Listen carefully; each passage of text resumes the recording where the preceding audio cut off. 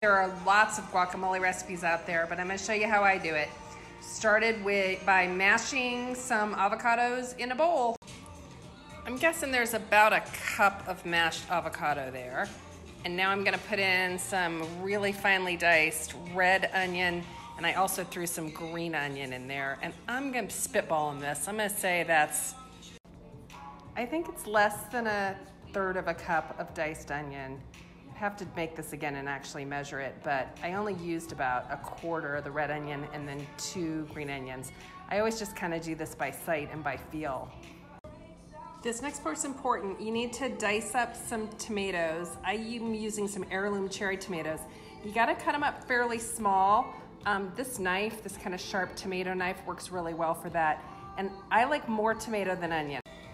I just de-seeded and finely chopped about 3/4 of a jalapeno pepper, and I threw it in there before I filmed it, so it's sitting on top there.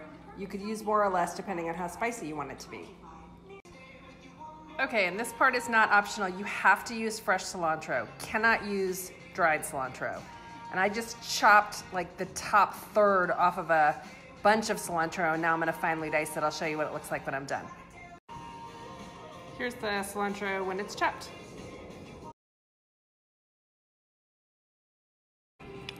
Now I'm just gonna mix the cilantro in, mix it all together.